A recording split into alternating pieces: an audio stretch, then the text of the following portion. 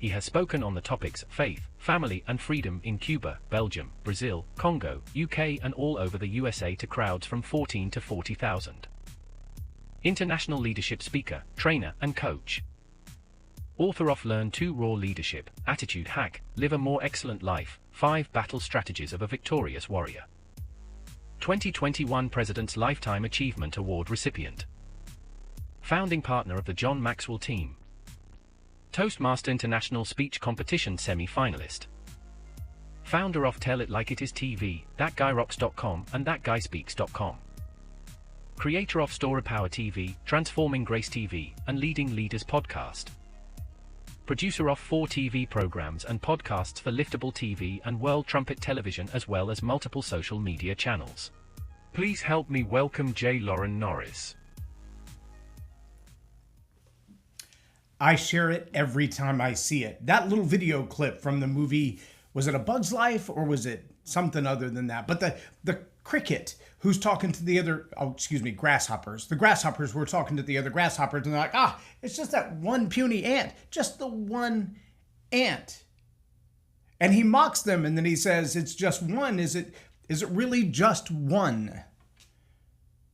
That's the attitude that I believe is a silent war raging. And as leaders, if we don't engage that war, we're going to find ourselves in a world of hurt. I've got a story from this weekend that I'm going to share with you today in this episode of Leading Leaders. Stay tuned.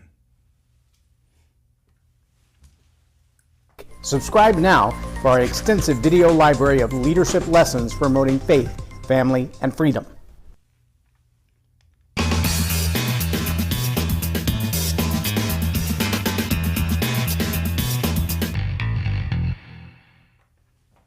I'm J Loren Norris with Leading Leaders Podcast, and this weekend I experienced the ant theory in full practice. Yeah, saw it happen. You know, if you've ever seen that movie, again, I believe it's A Bug's Life, and the ants are battling against the grasshoppers, and the big grasshoppers, I mean, they're several times the size, and they're mean, and they can fight, and they're trained warriors, and there's lots of them, and they have these hardened shells around them that make them almost undefeatable. But when there's a little encounter between one ant who stood up and refused to comply, the rest of the ants kind of got a notion, but the grasshoppers first said, we cannot tolerate that. Do not let them stand up.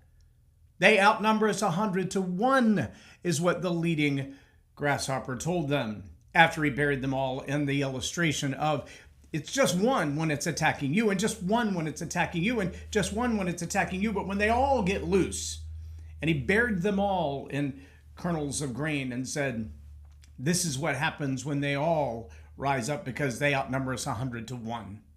I will share that on my social media post every time I see that little clip show up. I don't care who posts it, because the reality is true. There's a whole lot of nonsense that happens with the powerless but power-hungry minutia of persons who label themselves elite. In their mind, they believe they're better than everybody else. They believe they have the power, they have the authority, even if it's self-proclaimed, to manipulate everything else that goes on around us.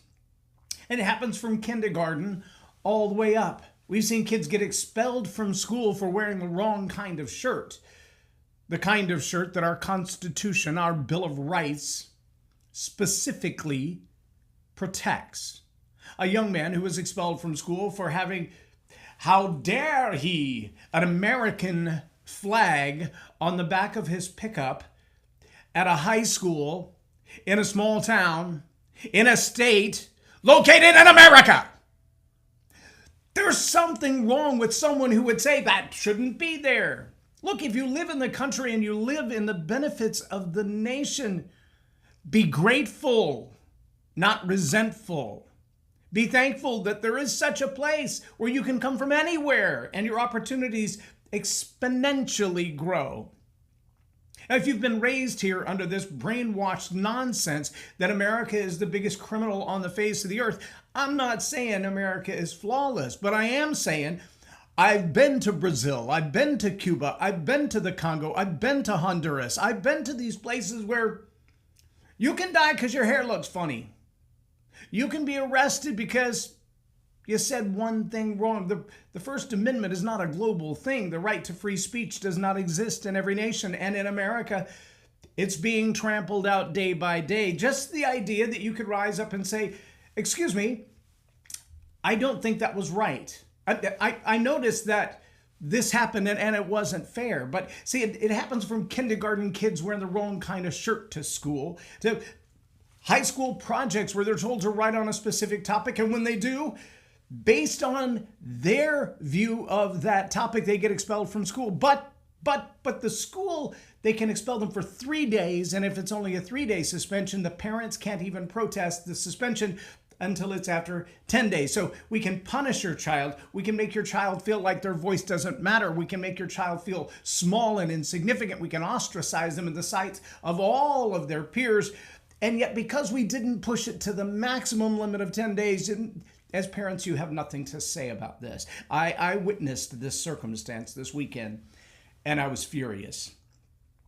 I was furious not just because I knew some of the participants that were involved, but I was furious because the process wasn't, a few years back, you might have noted a very famous person, more famous in their own eyes than anybody else in the world, but to them, mightily important, who made the statement in front of multiple cameras and on multiple occasions, what difference does it even make at this point? And other times they phrased that exactly the opposite and said, at this point, what difference does it really make? Here was the reference, though. They were talking about 13 dead soldiers and a dead ambassador whose lives were ended over nonsense, over lies, over straight up corruption in the highest places. Now, it's one thing when your child gets expelled from school for what they were wearing on their t-shirt. It's even worse when they're teenagers and they're trying to formulate the ideas that will drive them forward through life, and they're silenced and squelched and told to shut up because their opinion doesn't fit the mainstream. The idea that they would actually have a free thought, a notion of their own, how dare they?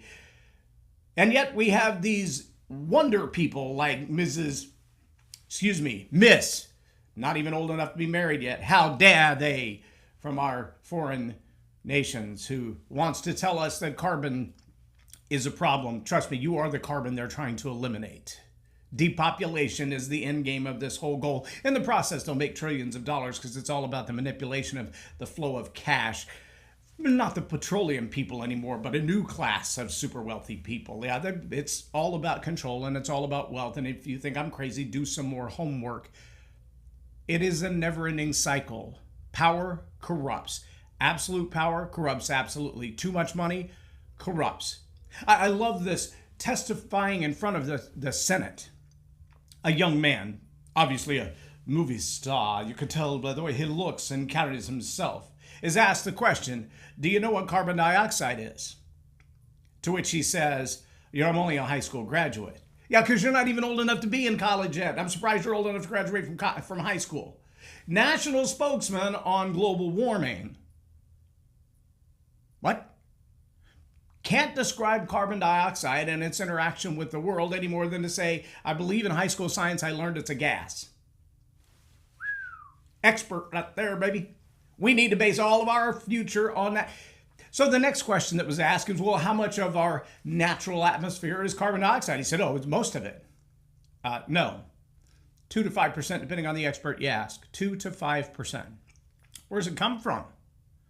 I don't know. I'm not an expert. Okay, well, if we take all the measures you're encouraging us to take, by all your social media explanations and your push to convince young people to get rid of everything that looks like petroleum to move toward everything that looks like renewable energy. You mean the cobalt mines, the nickel mines, the ones in foreign nations where kids younger than you are enslaved to mine what's necessary to run an electric car?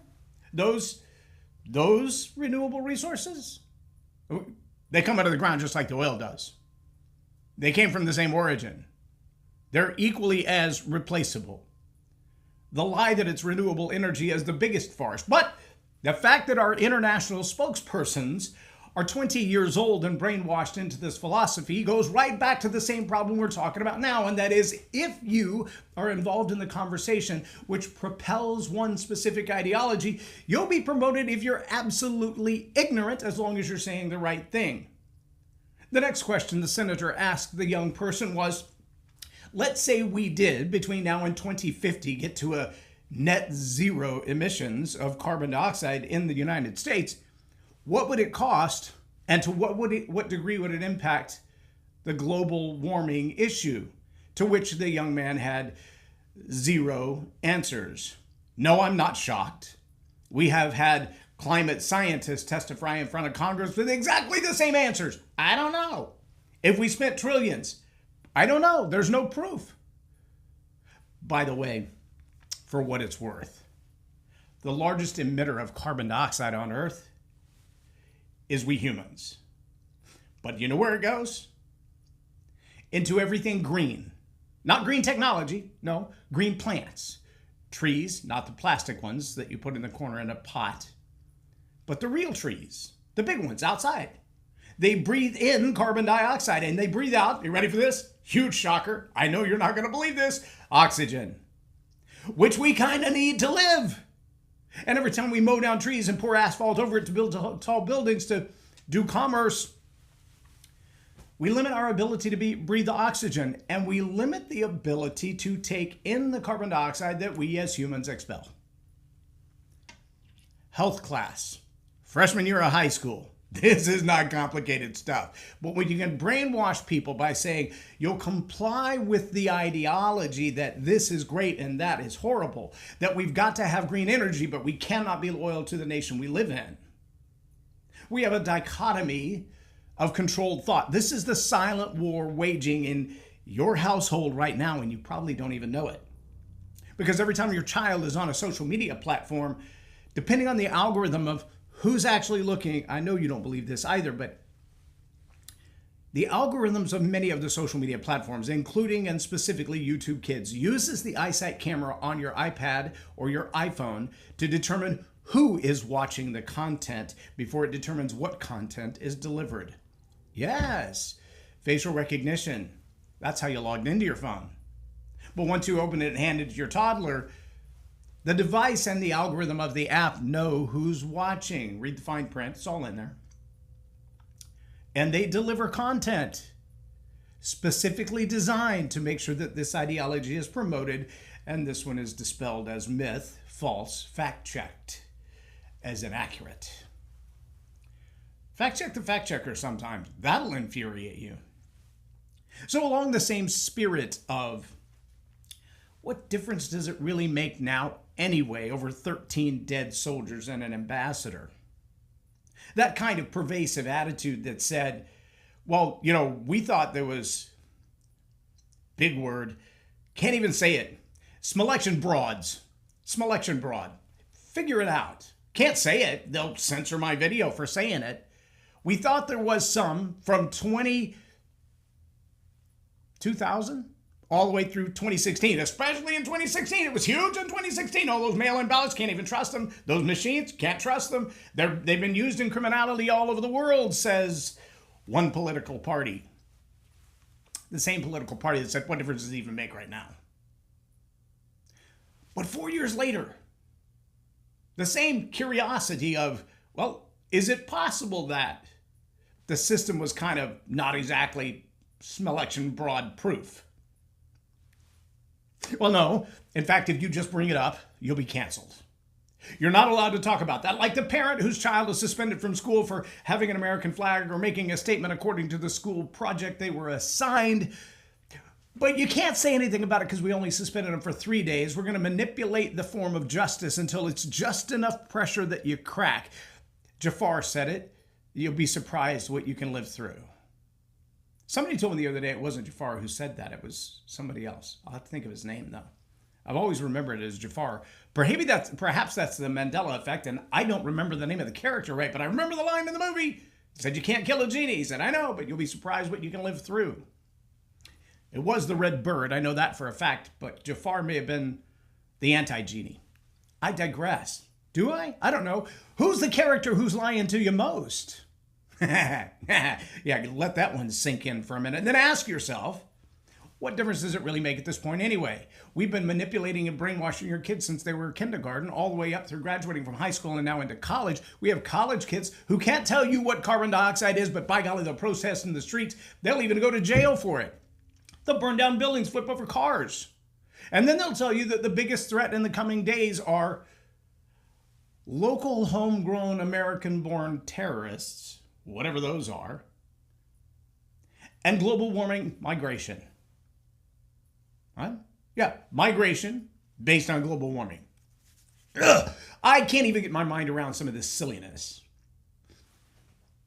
But we haven't quite got the hook yet. The hook for me was when I realized that this isn't just happening in the media. It's not just happening on TikTok and Facebook and Meta and all the other social media influences that come through the digital devices into the minds of your child when they know that it's your child watching and not you. Because if you look over over their shoulder and your face shows up in that camera, the content will change. If you don't believe me, look it up. Plenty of stories about that have been all over social media and the news where people say, yeah, my child was saying something and I overheard it and I walked in the room and I was like, where did you get that? And she held up the video.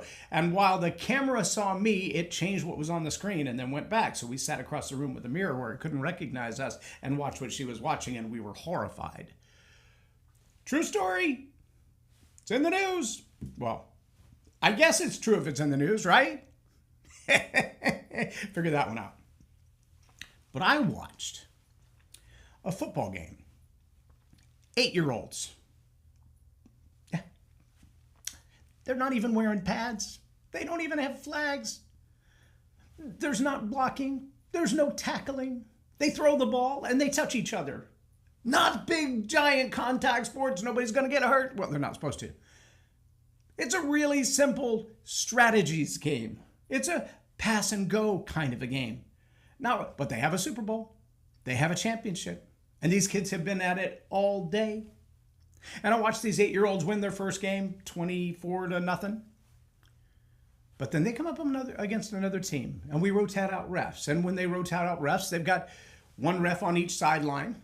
There's no line judge in the middle of the field. There's just a ref on each sideline. And through the course of the game, it's supposed to be 3 downs and then a turnover, not 4 downs. It's 3 downs and then a turnover. If you don't get a first down after 3, it's turnover. This is how they speed the game up. Halftime is 3 minutes. They don't even leave the field. They walk to the other end and they start over. That's it. That's halftime. This is not a super complicated game. They keep score. They have touchdowns. They have first downs. They have some penalties like delay of game and things of that nature, unnecessary roughness if kids get shoved or punched or something of that nature. If they actually do get tackled and they're not supposed to be. But through the course of this game, I watched the 2 refs on either side of the field with no agreement as to what was right. On multiple occasions, we saw the 3rd down marker, the 3rd down marker, the 3rd down marker, and yet the other team kept getting another play. It's 3rd down. Okay, if they don't get the first down on this play, it's a turnover. It goes back to the first team.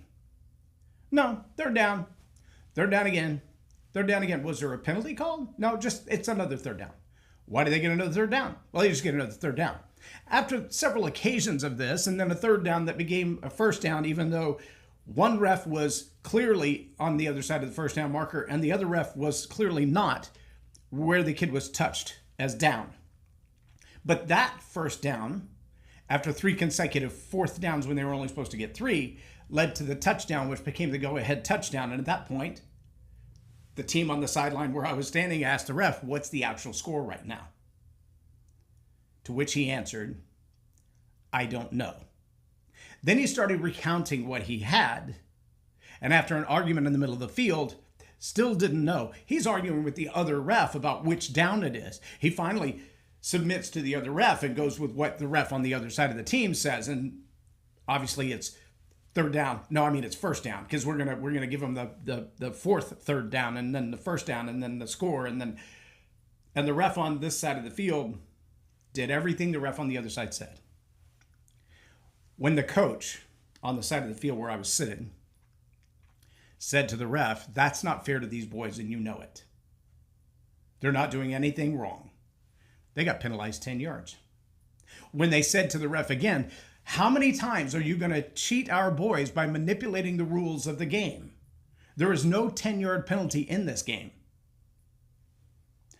There's no interference where the ball's marked at the spot. The worst penalty in the game is 2.5 yards because they're only playing on a 50-yard field. 10 yards penalized for back-talking the ref. Are you kidding me? Oh, that's not enough. We got to add a little more insult to injury. When another coach, who's also a parent of a player, said to the ref, we really need to have a discussion about this. This is not fair to these kids. The ref said, just get over it. Just get over it.